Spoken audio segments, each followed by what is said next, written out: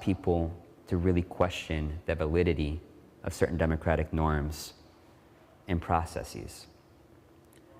Regardless of where we fall in these conversations, whether we're glasses half full people or glasses half empty people, regardless of when we see the crisis starting, I think we can more or less agree on when things started to boil over.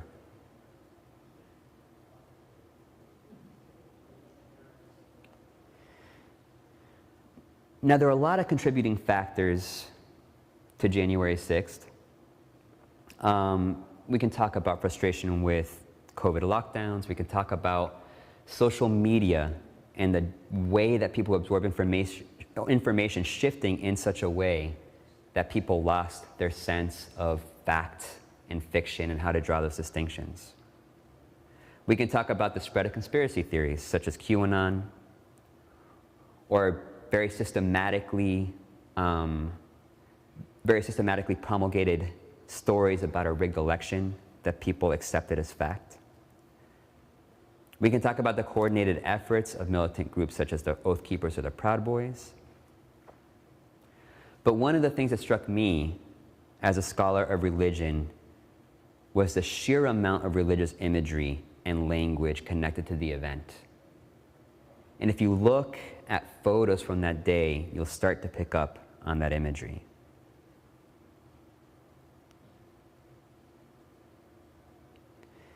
Now, the imagery really sits uneasily with the other imagery of that day: the flags, the Trump memorabilia, the weapons and riot shields, or in this case, the loaded symbol of a Bible being held in skeleton hands.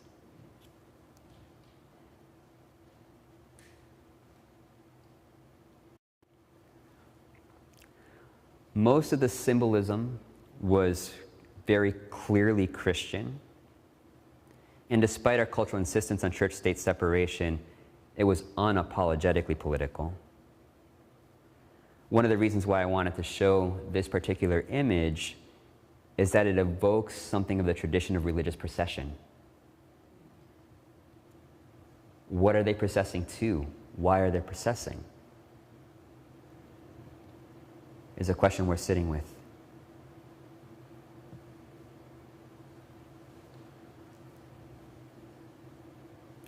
This is just an example of some of the merchandise available for that day.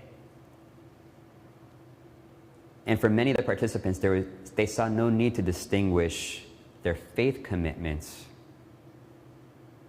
from allegiance to a particular figure who sought to overthrow the results of a democratic election.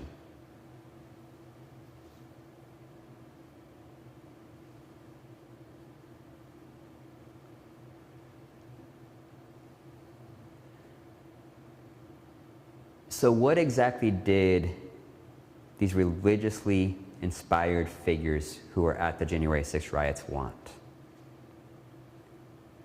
An image like this one suggests some kind of fusion of theocracy and Trumpism.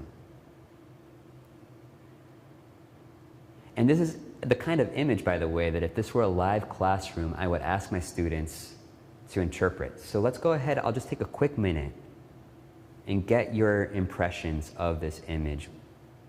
What does it tell you? How are you inclined to interpret it? What jumps out at you? Oh, look at the flag and look at the cross. So the juxtaposition of flag and cross is very clear. And here we see the flag in a subordinated position to the cross.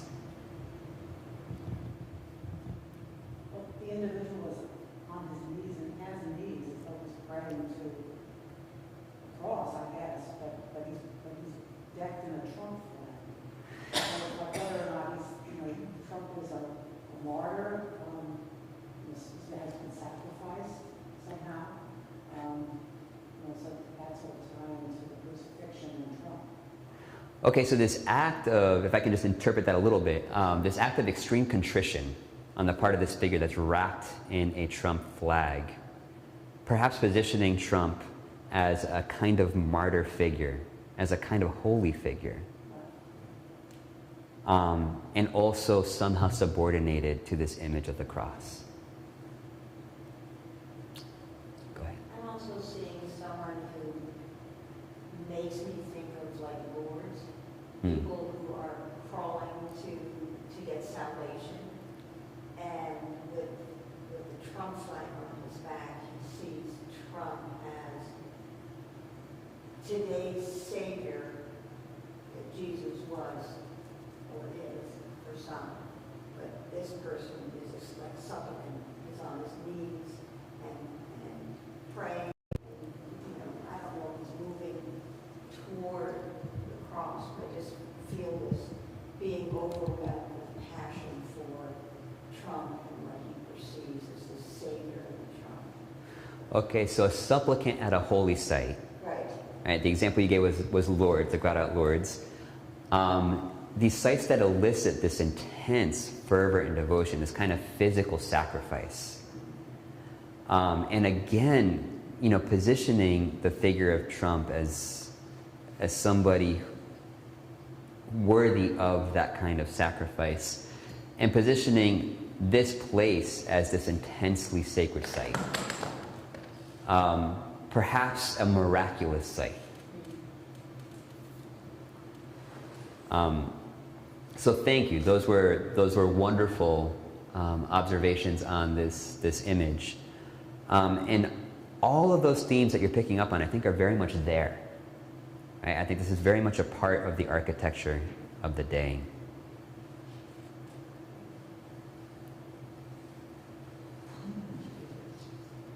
Now, despite the clear theocratic overtones of this imagery, one of the interesting things about this movement is that it has this curiously ecumenical side as well. Right? It's a movement that crosses the bounds of language and culture. It draws from all these different pockets, mainly of Christianity.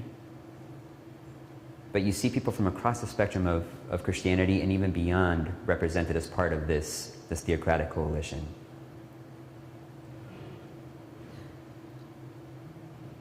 It's a movement that fuses the traditional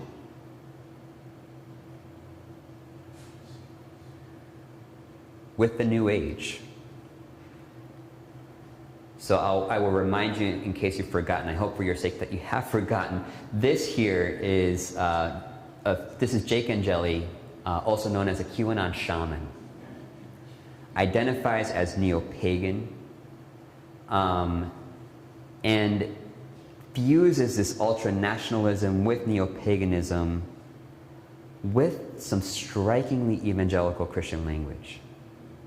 And so where we see this come through, I just want us to play a clip of a prayer that he read. He'd gotten into the Senate, he was at the Senate dais, and spontaneously offers up this prayer. I want us to sit with that prayer for just a second.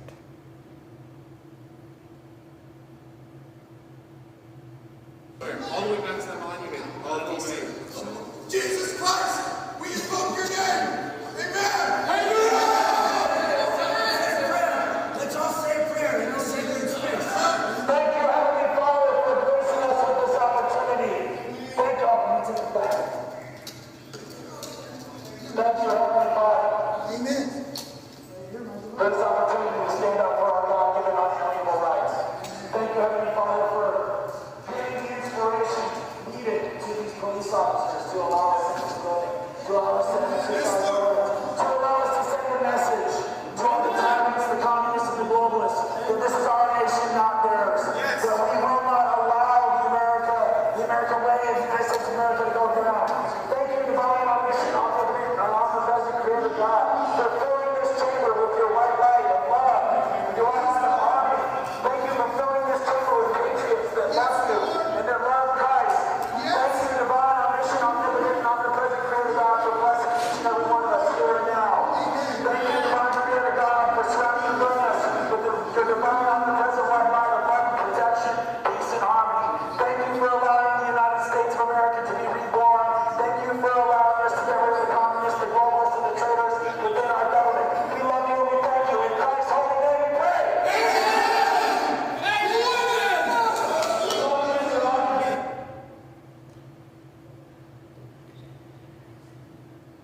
So I know that, the audio quality is not great. We can only pick up snippets of words. But there's still a lot to interpret there in terms of their gestures and the words that you're able to pick out.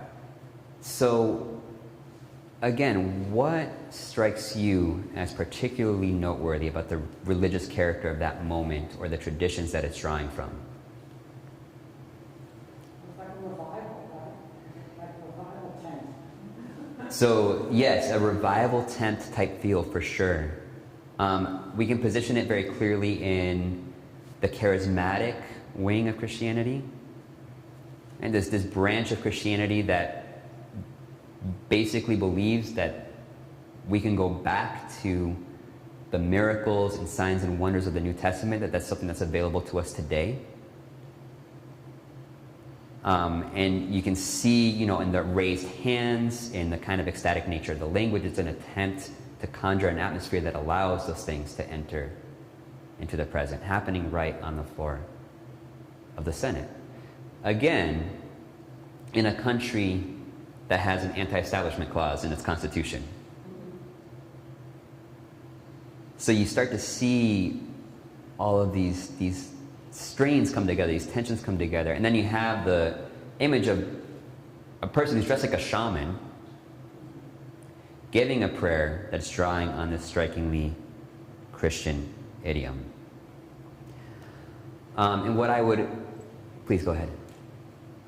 You know, I look at that with horrified. They look like morons, out of control. They're embarrassing. Has any church come out and defended them? So the question is, are there any churches that have defended this? The answer is yes. Absolutely yes. And here's the thing. What looks chaotic to the outsider, to the insider, is really not. This is all part of, we can call it almost kind of a form of religious choreography, right? The beats of that prayer for people who come out of charismatic traditions are very recognizable. So I will talk in a second about the religious movements that claim this and are still advancing it today. And I want to spotlight one of these movements. It's called the New Apostolic Reformation. So just some quick data points on this movement. Sorry.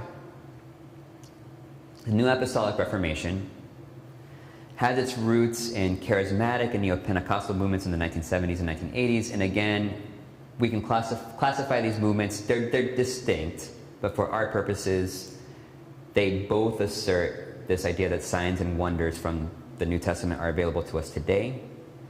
And they are also apocalyptic. They believe the second coming of Jesus Christ is right around the corner, and that part of their job is to help usher that in by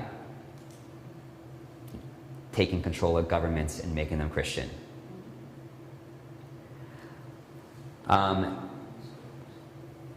So they believe that Christians have a responsibility to take over the 7 mountains of society. And they include some very high-profile people in our government among their members.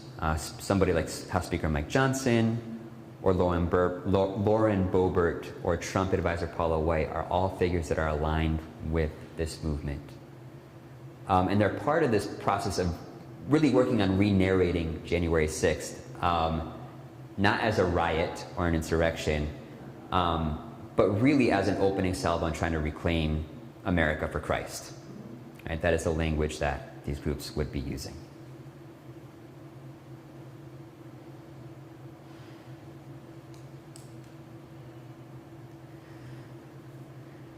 Now, this image I took from a site that is aligned with the New Apostolic Reformation, and it outlines, you know, the 7 mountains ideology, right? What are the 7 mountains of society that Christians are supposed to be in control of?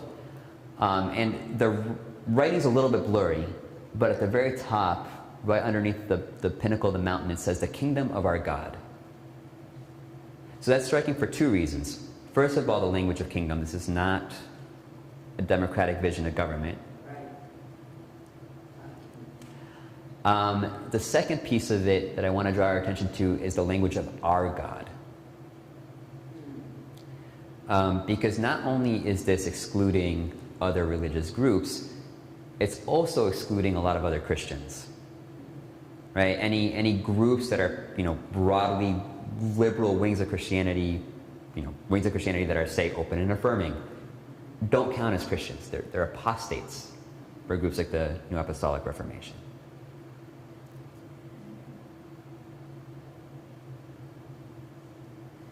And part of why I bring up this Seven Mountain Mandate is that it's something that's growing in popularity more or less as we speak. So here we have, this is a poll taken by, Paul Juppe is a sociologist.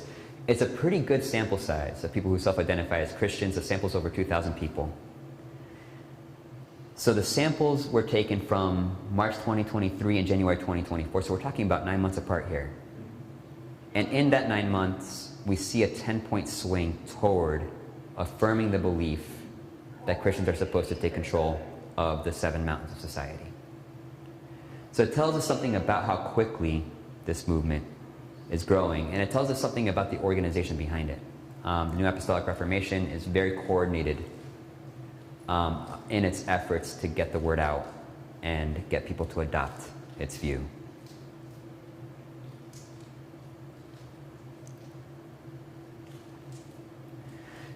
So I want to make clear, because I don't want the numbers to be deceptive here, this is within the subset of people who affirm the Seven Mountain Mandate, but this is still worth paying attention to. Within that subset, over 50% believe that churches should have veto over legislation that the governments pass. Right, so this is a subordination of government to church. The church being a Christian church. Yes, that's correct. Specifically, their subset of it. Yes, that's correct. So they're a subset of the Christian church. In the second piece, we're talking about just a little over 40% argue that full citizenship should only be granted to Christians. Could you repeat that last point? Full citizenship should only be granted to Christians. So affirm that in the positive. So listen, I don't want to veer toward alarmism. Okay, this is still... It's alarming, sorry. It's still a subset. But I think it's a numerically significant subset with a lot of influence in American politics. And it's tapping into this broader lack of faith in democratic institutions, which is part of why... And it's what? Growing. And it is growing. It is certainly growing. So these are all the reasons why I think this movement is worth our attention.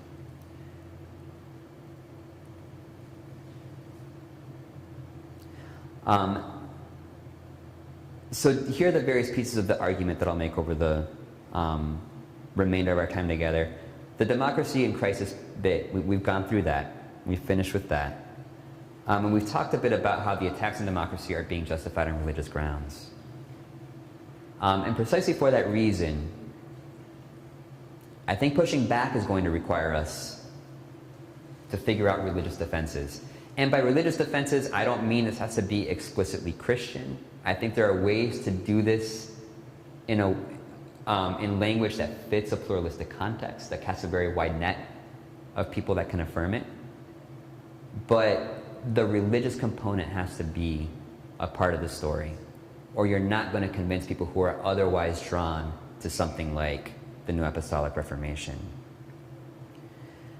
And finally, I want to make the case that New Resistance from the World War II era can help us out in our particular moment. But first, I want to do just a quick retrospective. We do funny things with the past.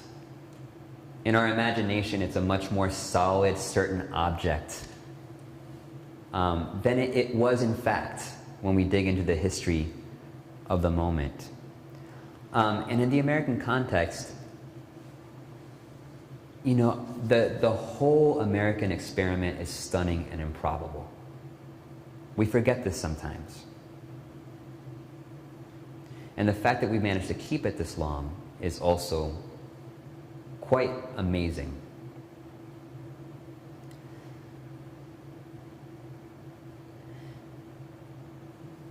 And one of the things that have made the American experiment so improbable is just the sheer diversity that has been there from the start. So this is just from the travel logs of Andrew Burnaby, who was a writer and clergy person for the Church of England.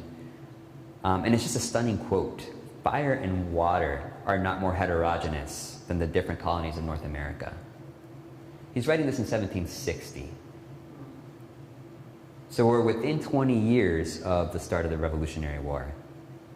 And you already have this traveler who's trying, he can sense the tensions in America, in the colonies at the time. He's trying not to take sides in his travelogues, but he's noting, okay, there are a lot of different camps here. This is a boisterous bunch. How are they going to make this work?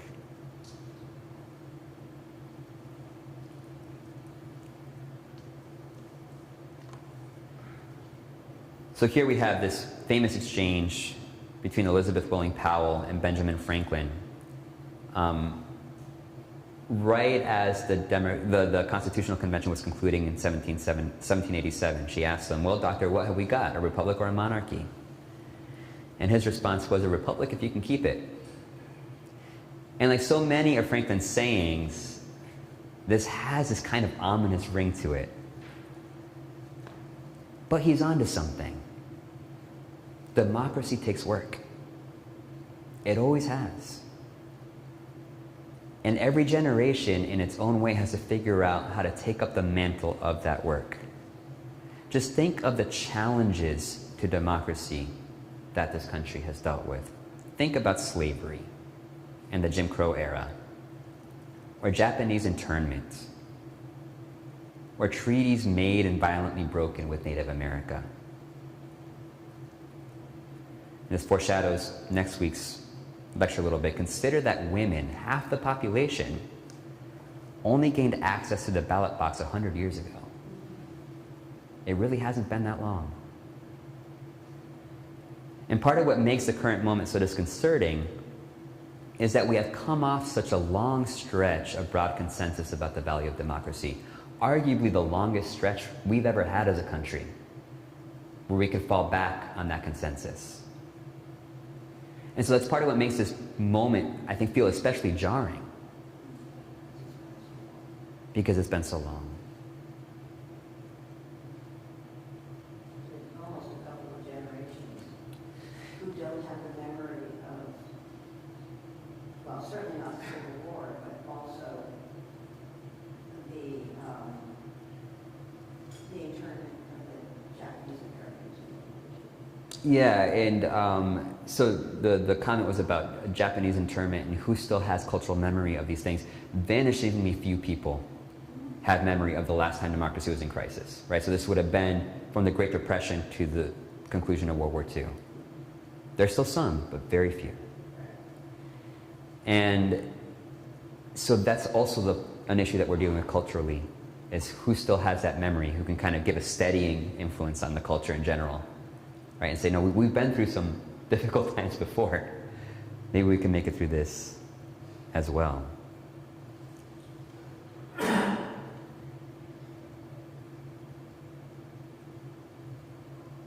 But our last big crisis was from roughly 1930 to 1945. These dates obviously index onto the start of the Great Depression and go until the end of World War II. And again, the way we tell the stories of the period, we won World War II. We came out incredibly powerful and prosperous. So it's easy to look at that era through rose-colored glasses. It was really uncertain and unstable.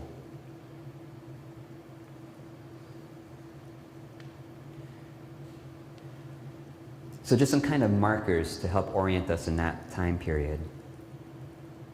So obviously you have the Great Depression and this very slow recovery toward the end of the 1930s, but very slow, not rapid enough. Still a lot of people in breadlines.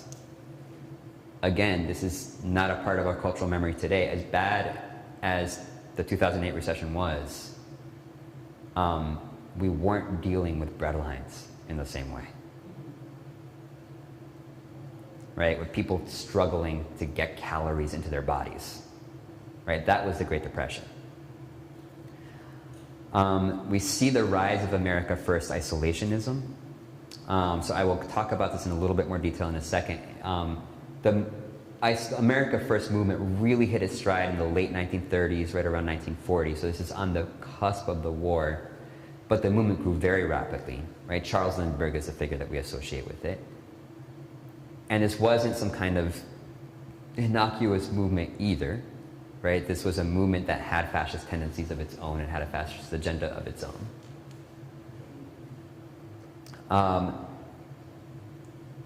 Again, because of America's role in helping to liberate concentration camps and end the Holocaust, we forget about our own struggles with anti-Semitism. But anti-Semitism was rampant during this period as well.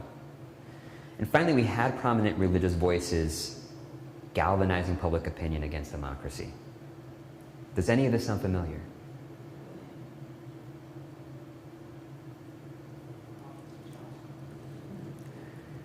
So perhaps the most prominent of these figures from the era is Father Charles Coughlin. So he ran a radio show throughout the 1930s, was one of the main promulgators of conspiracy theories about Jewish people, along with Henry Ford, incidentally, through the Dearborn Independent, the Protocols of the Elders of Zion. So you had these really prominent figures, and Henry Ford also positioning himself as a certain type of pious man, promulgating some of the worst anti-Semitic material on American soil. But Coughlin, when he starts, praising German and Italian fascism, a quarter of America tuned in at the height of his show to listen. So these numbers are not insignificant. Right? He's shaping the attitudes of a very large part of the population. So this next image, I'll tell you what it is before I show it, just so you can brace yourself a little bit. This is from a pro-Nazi rally in Madison Square Garden.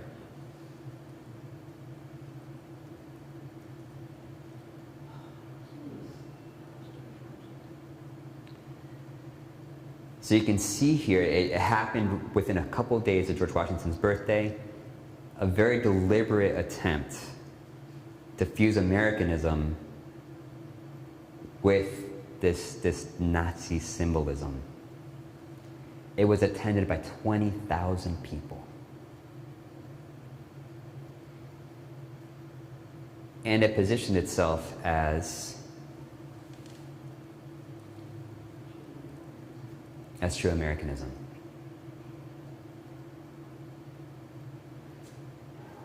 So this is what was swirling around American society in February of 1939. And in May of 1939, we have what is really one of the more heartbreaking incidents in the American story. So this is a ship called the St. Louis that was full of refugees, some from various parts of Europe, right? But all fleeing because they knew that Europe was no longer safe for them. The ship tried to dock in Havana. Cuba at the time had absorbed 2,500 Jewish immigrants already, and they said, no, there's no way we're opening our doors. So the ship passed by Miami. People on the ship could see the lights of Miami and were not permitted to dock. So people have questioned, why didn't the Roosevelt administration do anything? The Roosevelt administration basically took a decision not to intervene, even though there were, Roosevelt was the first American president to appoint Jewish people high up in his administration. But even with their input, he says, I cannot risk stoking anti-immigrant ire right now. Make of that decision what you will, but that was their rationale. And then over a quarter, roughly a third of the people on that ship ended up dying in the Holocaust later on. Yes? If I remember correctly from the reading that I've done, Congress was very opposed to our getting involved in the war. I mean, this is 39, so Hitler's already moving. Congress was very opposed to any kind of intervention. And Churchill in England was begging us to help, and that was probably closer to the war.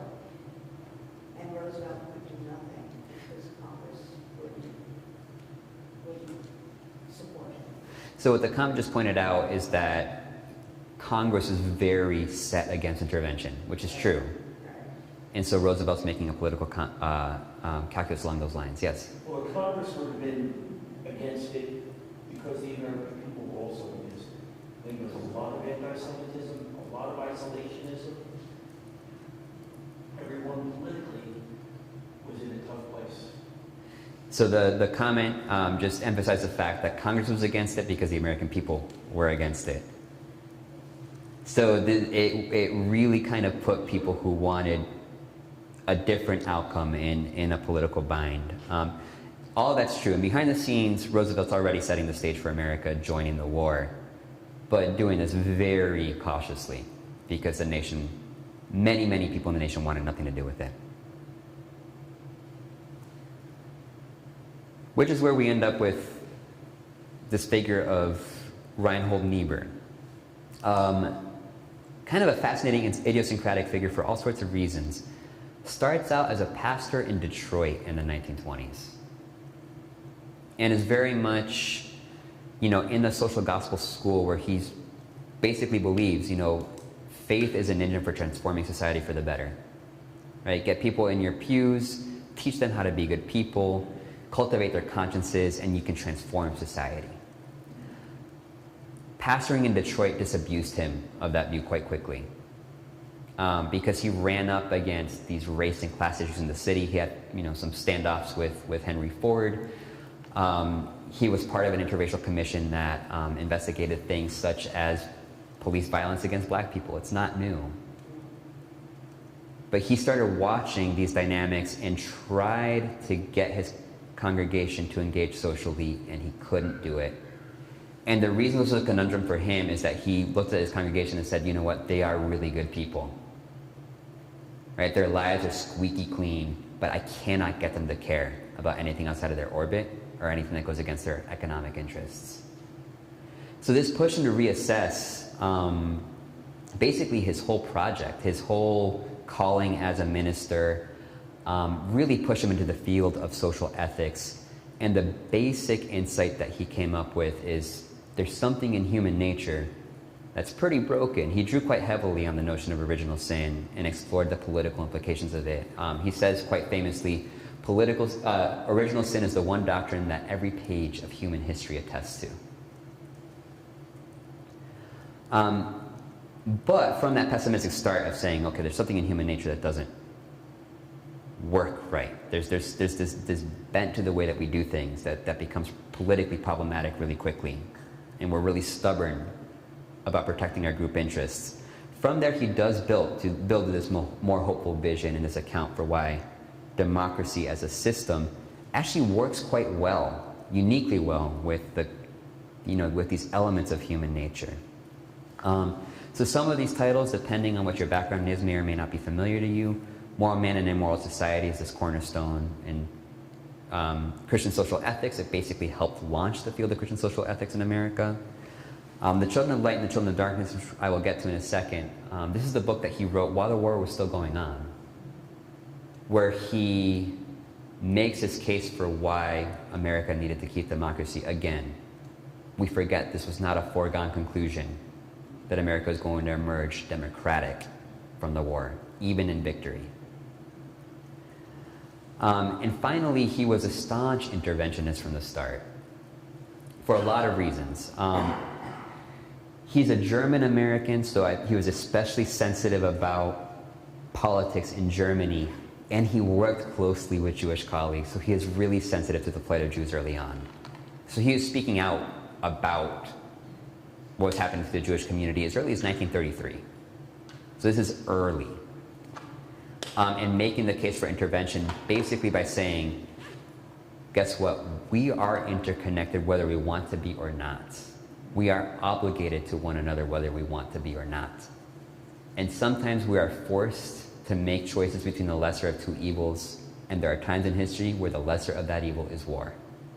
So this is not rah rah, go America. This is a very somber case for war, but he made this case at one university chapel after another, you know, all up and down the eastern seaboard throughout the 1930s going into the early 40s.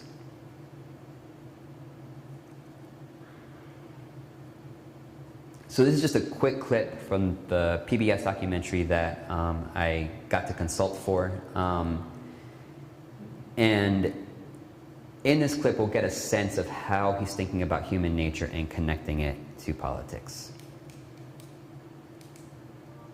American-born Reinhold Niebuhr is about to take the national stage with a groundbreaking work that brings together his theology, his Detroit experience, the harsh realities of the Great Depression, and the rise of new social orders. The book is called Moral Man and Immoral Society. It remains the most important text in Christian ethics to this day. Individual men may be moral in the sense that they are able to consider interests other than their own, capable on occasion of preferring the advantage of others to their own. But all these achievements are more difficult, if not impossible, for human societies and social groups. One of the things he thought was the greatest foundation of sinfulness was pride, self-ego, and absence of consideration of your own fallibilities and own potential for mistakes. And he drew a distinction between the relative purity of a Christian life, on the one hand, by individuals, and how an entire community, or a larger community, even a church congregation, couldn't measure up to that high standard. At the time the book was published, varieties of liberal theology were highly influential. And the common denominator of these liberal theologies tended to downplay the tragic dimensions of the human condition, the ways in which all of us are in some sense shot through with greed and envy and resentment, what Christian theologians traditionally would call sin. Niebuhr comes in with this tragic sensibility, Augustinian sensibility, says, no, we all are fallen, we all are finite, we all are fallible. There will never be a utopian society in human history. There'll never be paradise in space and time. That we all are corrupt in terms of the choices that we make, so it's not in any way just a matter of good on the one side, evil on the other. The good and evil is shoved through our souls. There's a civil war taking place in the battlefields of our hearts, each and every one of us, no matter what color, gender, sexual orientation, civilization. So it's going to be very much about power. It's going to be very much about conflict. And the best we can do as human beings is to generate democratic possibilities. Democracy, he says, is a proximate solution to insoluble problems.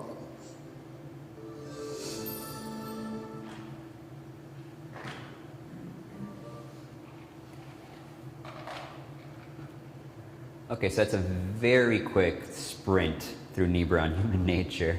I'm happy to, we can discuss further the Q&A, what he, the ins and outs of how he connected his view of human nature to the political. But, Cornelius is quite helpful there in saying, he basically concluded, democracy is the best we can do. It's a broken system, it's a frustrating system, it's an anxiety-inducing system, but it's the best humans can do. And we have to protect it. And this relatively somber take on democracy landed him on the cover of Time's 25th Anniversary Edition. And again, context matters here, right? This is from 1948. This is an era in which America has emerged victorious. And Henry Luce, who's the editor of Time magazine at the time, is thinking, okay, what do we need to do to consolidate democracy in America and America's role in the world in 1948? And he saw resources for doing that in the figure of Niebuhr. And so he has this moment where he's really shaping the way that people are thinking about the post-World War II era, the early Cold War era, and thinking very carefully, okay, how do we think about not just American domestic politics, but foreign policy as well? Like, what does it mean to be on this stage, making very difficult at times gut-wrenching calls about when to intervene or not intervene? When do you carry, when do you get into confrontation with the Soviets? When do you hold back? Right, so all these sorts of difficult calculations that went with the period.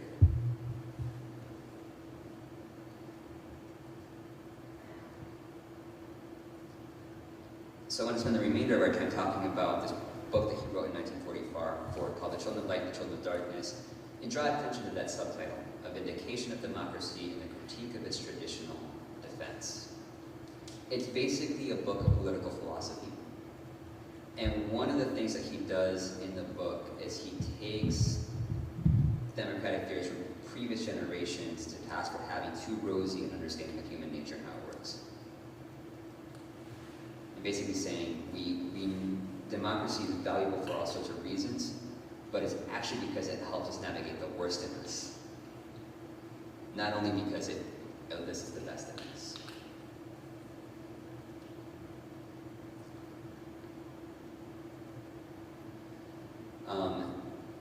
So again, 1944, this is before the war's end, right? The Pacific Theater in particular is still very active while Niebuhr was writing it.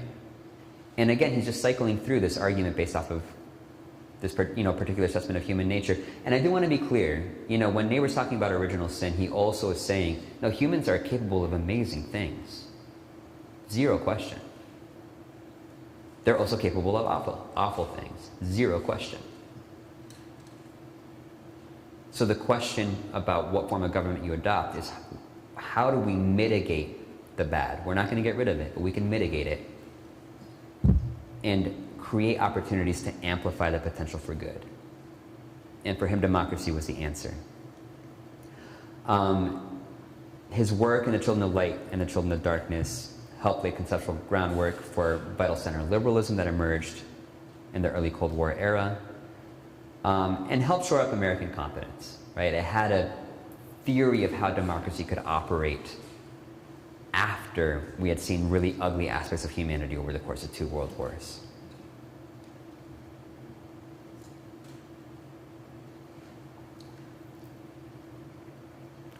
So this is a lengthy quote, but I think it's important, so I'll give you all just a little bit to sit with it. I have not sought to elaborate the religious and theological convictions upon which the political philosophies of the following pages rests. It will be apparent, however, that they are informed by the belief that a Christian view of human nature is more adequate for the development of a democratic society than either the optimism with which democracy has become historically associated or the moral cynicism which inclines human communities to tyrannical political strategies. So he's trying to head off both the cynics and the optimists here. Trying to land people somewhere in the middle. And, the fact that he's using such robustly Christian language, that might seem exclusionary on its face, but the way that he wields this language, he really is trying to cast as wide a net as he can, where people from any background can say, okay, I might not buy the concept of original sin, but this is a useful observation about how humans operate. I might not believe in God, but this account of politics seems to resonate. So he's casting that net with a pluralistic audience in mind.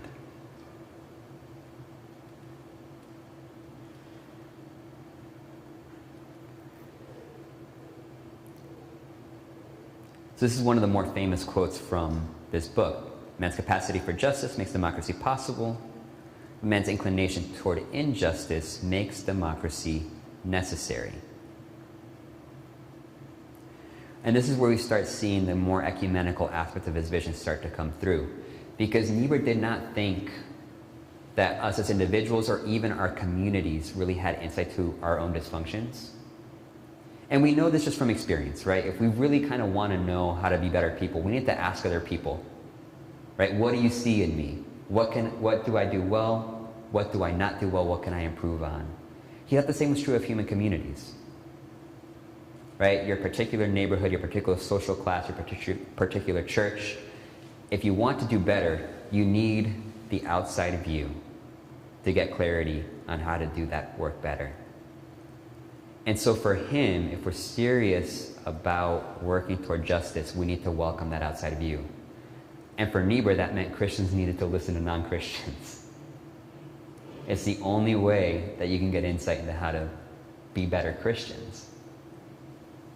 And again, he's very sensitive to power dynamics. So in an American context, which then was overwhelmingly Christian, is still majority Christian today, where it is the religion of power, it needs to listen to groups that are on the periphery of that power structure in order to understand how to do better and how to work better with others.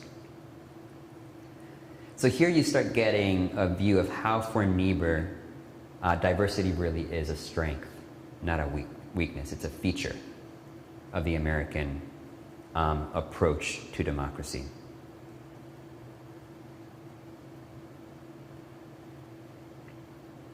So this is the quote that Cornel West ended on.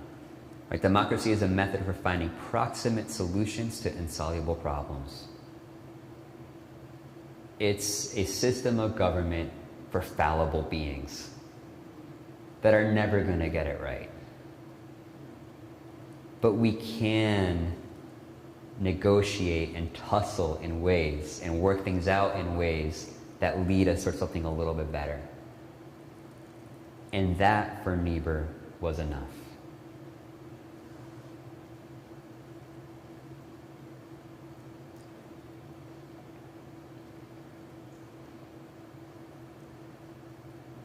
So in wrapping up here, just some basic bullet points, some major claims that he makes in this book that I think are worth paying attention to and are instructive for a moment.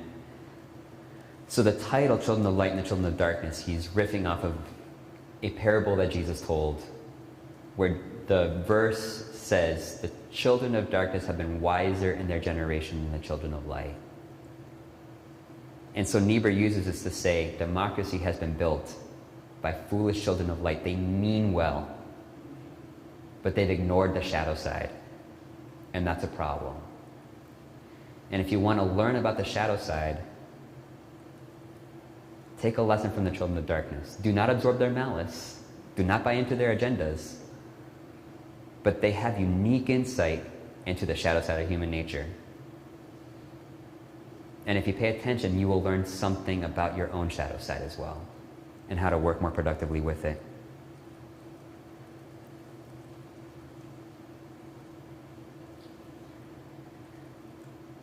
Now to the more positive features of his argument for democracy. This first bullet point is important for Niebuhr. It simultaneously meets the fundamental human need for both freedom and order.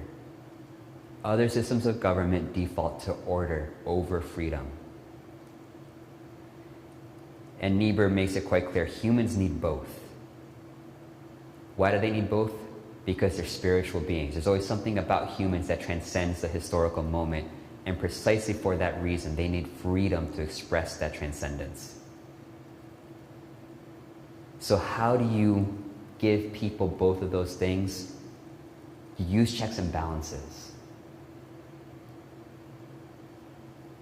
That gives you that happy medium where there's enough order to keep society running, but there's also enough freedom where the full range of the human spirit can express itself. And checks and balances are also this tool for mitigating the worst in us, right? As convinced as we are that we are right, when we run up against those checks, sometimes the people checking us have a point. And it also forces power to diffuse, right? So that it doesn't end up too consolidated in the hand of one person. Because for Niebuhr, it's a truism, right? This connects back to his view of human nature and his understanding of original sin. Power corrupts, full stop. Do not be surprised by corruption in Washington. Power corrupts. Do not be surprised at corruption at the pinnacle of business empires. Power corrupts. And absolute power corrupts absolutely. So a system of checks and balances provides ways of checking that power and thus minimizing the damage that that corruption can do. And finally, he wants to make this case that if we're going to have democracy in the modern era, we're going to have a high threshold for anxiety, because it's really hard not to get our way. It's really hard, especially when as a body politic, we're processing some things that are extremely problematic, and we want to fix them right now. But we're going to have to learn to sit with that anxiety if we want democracy to work. And if we can learn to sit with it,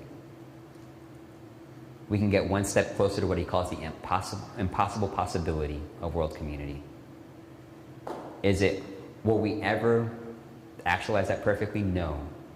Do we have to work toward it? Absolutely. We have no other choice. And continuing to take steps toward it is an act of faith. So how does this refract into our current moment? You know, I think y'all can connect a lot of the dots, but I do want to just bullet point a couple of things for us. Democracy's been on the brink before. As somebody who knows the history of the era, it was worse then than it is now. I still think that. So we've been through this before, we've come out on the other side.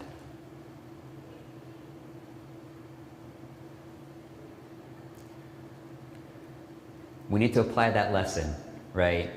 To be honest with ourselves about our own naivete. To be honest with ourselves about our own complacency. We got too comfortable. And to find within us the will to fight, to preserve what we have. I think y'all understand I mean that metaphorically. But it's worth fighting for. It's worth fighting for. And if we want to do it well, pay attention to the children of darkness.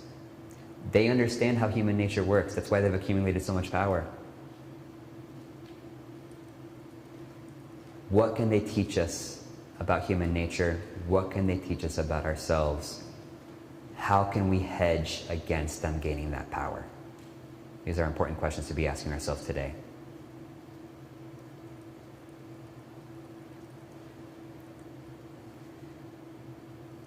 Democracy is a math problem. How do you get to a majority? To do that, you're going to have to make alliances with people you don't particularly like, whose agendas you don't particularly care for. But if democracy is worth fighting for, it's also worth making problematic allies over. So we need to get better culturally at drawing the distinction between moral compromise and political compromise. They're different things. What is that distinction? And where can we create space where we can compromise politically without compromising morally? And how can we work to disabuse ourselves of the idea that they're one and the same thing, because they're not?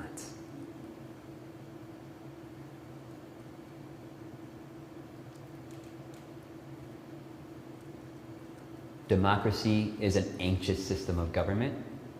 Again, nobody gets everything they want. Nobody even comes close. That's hard on us. But if we can learn to sit with the anxiety of negotiating and the frustrations of not getting what we want when we want it, we can start to inch towards something better.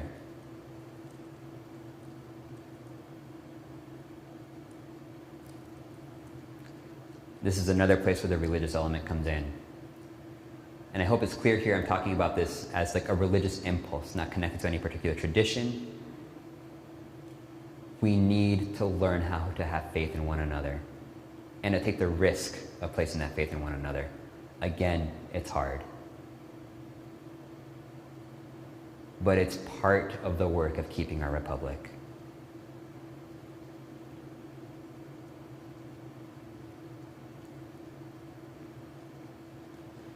So I want to close again with this quote from Andrew Burnaby. What Burnaby intended as a word of caution just might be our superpower. As hard and unwieldy as diversity can be to manage, if we can learn to work with it, we just might get through our current era of crisis and help bring the impossible possibility of world community a step closer. Thank you very much.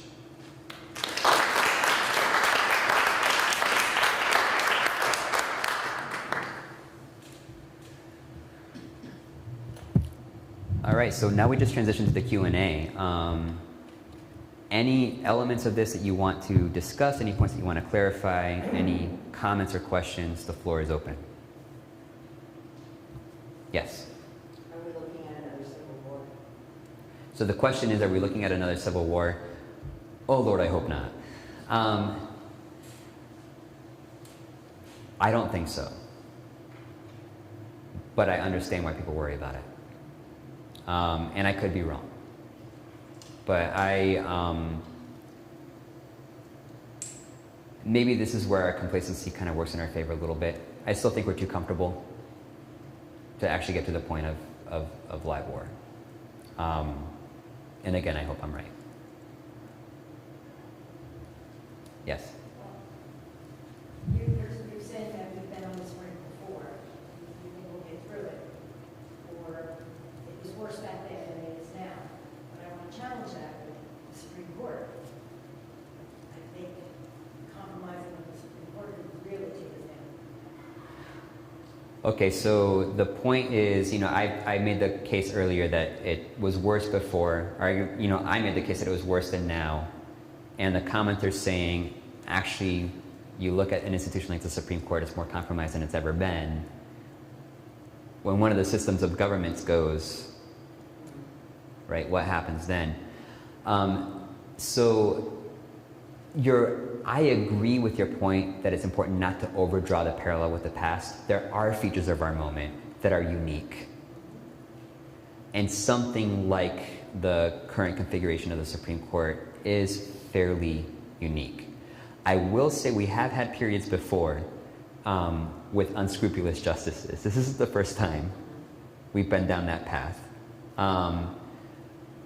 But there are certain features of our moment where you could make the case that the system of checks and balances is imbalanced in a way that's fairly unique in our history, and that does tie in with the social media age, where we still haven't adjusted to this new information ecosystem and what it means to have a democracy within it. Could that destabilize things? Yeah, it's a big destabilizing factor. Again, I still think that we need to kind of sit with the anxiety of it and keep pushing through. And I still think we'll muddle our way through to getting better checks and balances. But it's going to be a white knuckle ride to get there, I think. Yes? I just have a comment on that question. I know we're all upset about the Supreme Court and what's come out about a couple of justices maybe doing things that aren't so ethical, and also the decisions that are coming out of the Supreme Court, but this is not new. I mean, we all think of the Warren Court and what happened in the Supreme Court during our lifetime. I mean, if you go back in history, there were plenty of times when there was a majority one way and a minority the other way, and it was all very controversial, and people were very upset with the Supreme Court. So please don't compare the Supreme Court just to what you remember when you were young and they were making other kinds of decisions. I think this, as you sort of have said, I mean, the Civil War, I mean, all of those periods in our history, the isolationism, there have been some very divided periods in our history, the Civil Rights Movement, Vietnam. I mean, I lived through a lot of that, and believe me, it was worse. I mean, there were soldiers shooting students at Kent State. I mean, we've been through worse, and we have come out the other side. So all those things, we all thought it was the end of the world, but I think we can make it through having a couple of justices on the Supreme Court we don't like. My question is this, that's my speech. I wish you would comment based on the beginning of your talk, which I enjoyed very much. What's going on now in the Middle East and the conflating of Israel as a political entity with the fact that it's a Jewish state and has a large Jewish population. Because what to me seems to have happened is that even in this country, people have conflated being opposed to what Israel as a government is doing with anti-Semitism. And it's very troubling to me. And it looks like some of the conflating of politics and religion that you addressed early in your talk, and I was wondering if you had any thoughts about that. Okay, so just to clarify, I do a quick recap from up front for the benefit of the audience that's live streaming. So like if I miss key details of your comments or your question, please let me know. Okay. But the basic gist of it, if I remember correctly, is we can be upset about current scandals in the Supreme Court, finding out that certain justices are compromised, etc. But there have been moments of compromise in the Supreme Court before. Again, I think it's very natural for us to kind of use our experience of growing up as a baseline for how things are. So it can feel, on the basis of that experience, that we're, in this uniquely bad moment. But if we take a historical perspective, maybe it's not so uniquely bad. You also reference the fact that, when we talk about the Vietnam era and students actually being shot and killed at Kent State by troops, right? We've been through really rough patches before. In living memory, we don't have to go back all the way to the Great Depression to find those moments. But the question was, what do we make about the current conflict in the Middle East and the way that Jewishness is conflated with support for the state of Israel? And how I could comment on that in light of Niebuhr.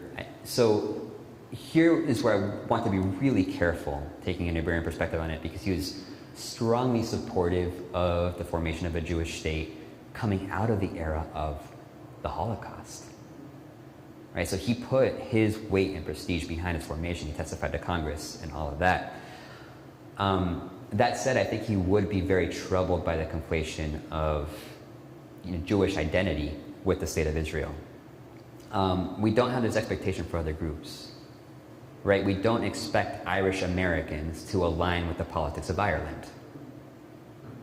Right? They're American. And I think we owe the exact same courtesy to Jewish Americans. They're Americans who have their own complex ties to the state of Israel. And so we need to be willing to create that balance. And Niebuhr, again, was so sensitive as a thinker to power dynamics. Israel today is a nuclear power that's overwhelmingly more powerful than Gaza. Can they avenge the attack? Yeah. I think you would say an attack that kills thousands of your people you can avenge, but you can't use it as a pretext for killing people at a 30-to-1 ratio, many of whom are civilians. I don't think Niebuhr would. I feel pretty certain that he'd be very critical of that. So again, the truism that power corrupts. The state of Israel is not exempt from that. That's just what it means to be human. And as it's accumulated power, it has become more and more vulnerable to that kind of corruption. So we have to hold ourselves as a nation accountable for how we misuse power, which we do all the time, and have to be willing to call out our allies when they do the same. So, if we're talking about all the things in the past, I was a student in Kent State. And I'm just putting that out there, the content.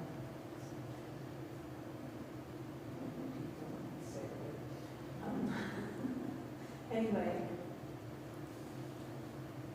I've been through the same things that you have probably, but there have been times where, like right now I'm afraid. I've never been afraid. I wasn't afraid on May 4th.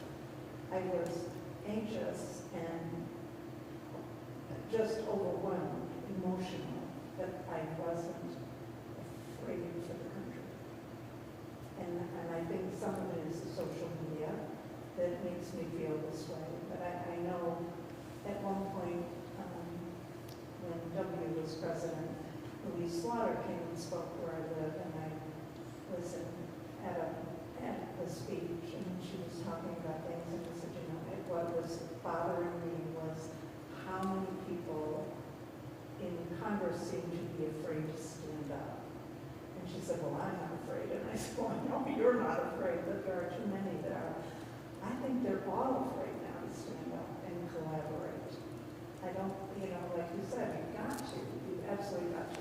My friends who are on the opposite side of me, we are friends and we talk. And for me, the bottom line is, you know, the good side. Everybody wants the same things for the country, for individuals. It's how to get there that we differ. And but I just think they're afraid. I think the justices are afraid to stand up for the Constitution. I think that the Congress are afraid of Trump and what he has on them and whether or not he'll come after them, because I think he will. And he does already in elections. So, so for the first time in my own years, I'm afraid for the country for those reasons. And I don't know if I'm missing something. Maybe they are compromising. I think that what Johnson did on one big vote, that was to save this seat, to save his chairmanship or his speakership. So the commenter disclosed that she was a student at Kent State, and so has seen these shifts and experienced them in particularly close proximity.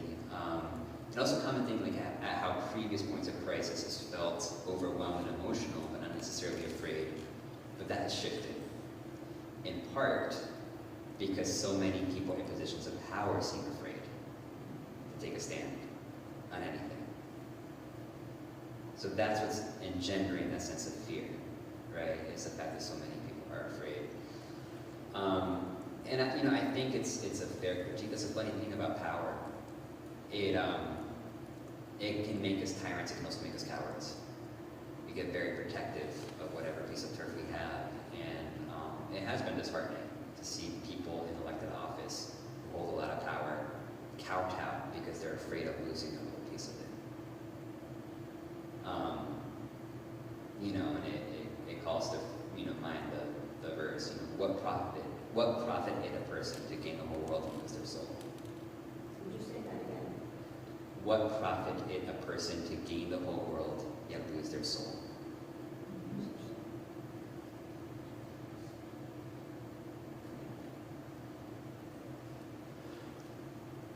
Yes. I want to thank you for the talk. I thought it was wonderful. I drive up here from Croton-on-Hudson, New York. Every once in a while there's a wonderful talk like this. And I hear a point of view that I think is so interesting.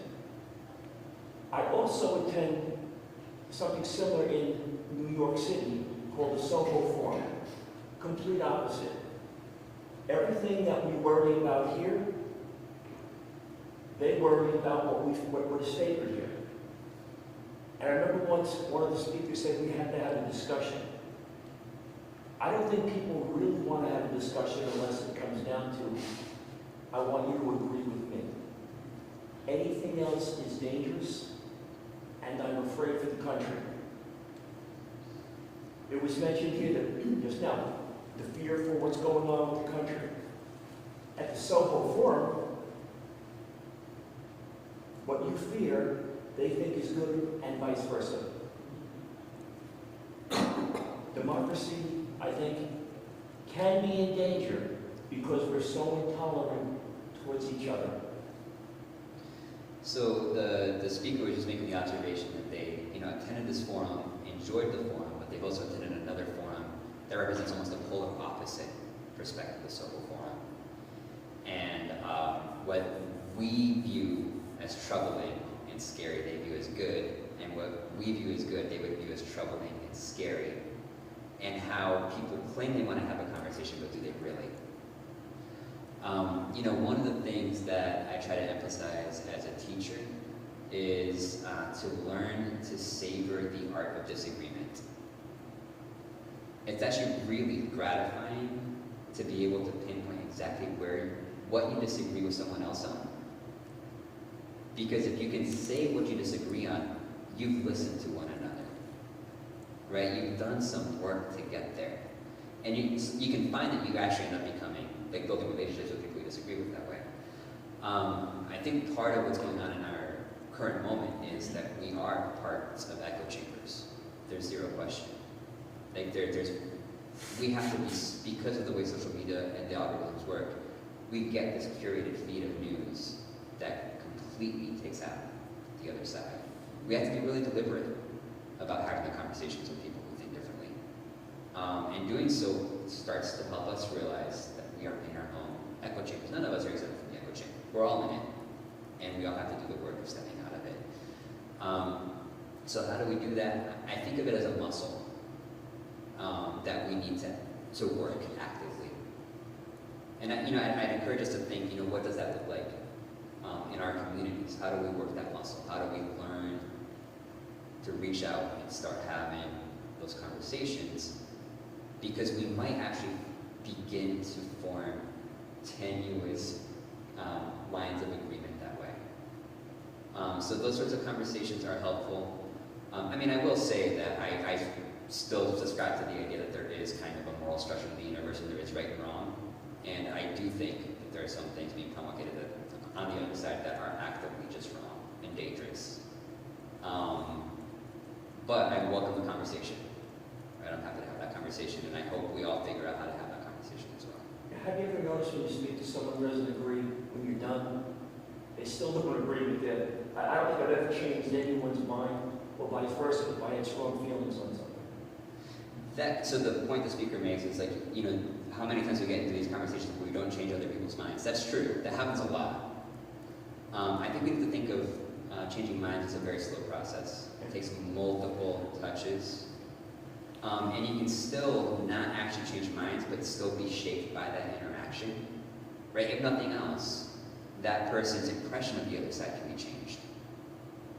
If nothing else, they start seeing a human being behind the viewpoint and not just like some sort of, straw man that gets painted on their particular,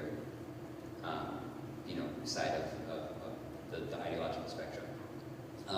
So there's still value even if you're not getting your mind changed. And, just kind of work to the wise of these conversations.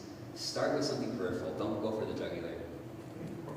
Right? No, seriously, weak arguments are more effective than strong ones at changing people's minds. If you start with something small, where it doesn't feel personal, we're a lot more likely to have productive conversations. And I think it's a good tool for this moment. Find a smaller peripheral thing that you can disagree with on safely, and that could open doors to potentially broader conversations and changing of minds. Yeah, that really resonates. And going back to something you said earlier at the very beginning about speaking using religious, terminology, whatever, or philosophy. I have a really close friend. We've worked together for many years. She's Pentecostal. She claims to speak tongues. But we had a discussion once. She always is trying to shop, so she brought up abortion, right? And anyway, we had a discussion, and I just turned it from, it doesn't really matter whether we agree on abortion. It's whose role is it, and in what context to determine that for everybody in the country. And we both ended up agreeing that it's the role of the church and the family. It's not the role of government in the schools. And I actually got her to vote for a woman position. She's also a woman. But well, the commenter gave an example. That was a little thing. Okay. Yeah. Whose role is it to have this discussion with your daughter? Yeah. So the commenter gave the example of a friend who's Pentecostal has a very different worldview from hers. The topic of abortion came up, and reframed that topic to talk about whose role it is to make the decision. And just that slight reframing opened up a much more productive conversation where they were able to find some common agreement. So that's a good example, right? Figure out a way to get out the hottest button, the hot button issue, find some cooler buttons. And that can open doors. Because at the other end, because listen, we're all, you know, we're all kind of insecure and anxious and just trying to like figure this out. And if we give each other space and let each other off the hook a little bit, it can go a long way and help facilitate those conversations.